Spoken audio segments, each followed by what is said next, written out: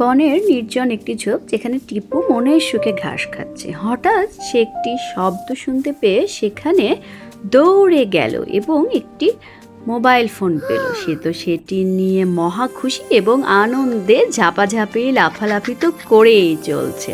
এদিকে বনের মাঠে সবাই খেলাধুলা করছে, হাতি বাঘ সবাই খুব আনন্দে খেলাধুলা করছে এবং হাতি তো একটি গোলও দিয়ে দিল, হুররে!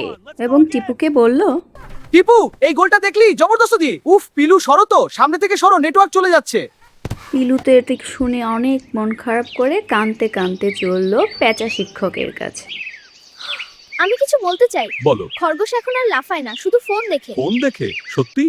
এদিকে কাঠবিড়ালি শুনে অবাক এবং বলল, আমাদের কিছু করা উচিত। পিলুও বলল, হ্যাঁ অবশ্যই করা উচিত। পেঁচা তখন চশমা নামিয়ে বলল, আমি দেখে আসি, চলো। হ্যাঁ চলুন। এদিকে টিপুর ফোনে চার্জ নেই, সে তো খুব অস্থির, ছুটাছুটি করছে এদিক ওদিক এবং হঠাৎ ঘরে ঢুকলো পেঁচা এবং বসলো একটি ডালে। টিপু, কাল রাতে বনের সব জোনাকি মিলে একটা অপূর্ব নাচ দিয়েছে, তুমি দেখনি? না স্যার, আমার এই জাদুর কাজটা কাজ করছে না। কথাটি শুনে প্যাঁচার হলো রাগ এবং সে উড়ে যেও আবার ফিরে এসে বসলো এবং বলল, টিপু, এই কাজটা তোমাকে পুরো পৃথিবী দেখাতে চায়, কিন্তু তোমার কাছের বন্ধুদের আড়াল করে দেয়। কোনটা বেছে নেবে? এবং আরো বলল, এই মায়াবী আলোই বড় না তোমার বন্ধু বড়? তোমার কোনটা দরকার তুমি ভাবো, আমি চললাম। টিপু তো মন খারাপ করে বসে রইল, ভাবছে এবং কান্না জড়িত কণ্ঠে সে বলছে, আমি আমার বন্ধুদের ভুলে গেলাম। দিকে তার বন্ধু পিলু এসে হাজির এবং বলছে, আয় টিপু, জলদি আয়, দেখ তোর জন্য জোনাকি ধরে এনেছি। Wow, fireflies. For you, my friend. Thank you so much. You're welcome. Enjoy.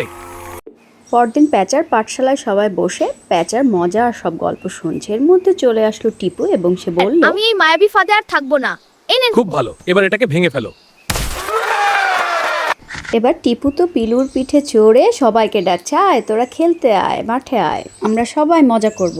প্যাঁচা তার চশমাটা খুলে একটু মুছে আবার চোখে দিয়ে একটু মুচকি হাসি দিল। এবার গোল দে। এভাবে মায়াবী আলোর ফাঁদ থেকে সবাই মিলে টিপুকে বের করে খেলা শুরু করলো মনের আনন্দে এবং এখানে আমাদের গল্পটি শেষ হলো। ধন্যবাদ।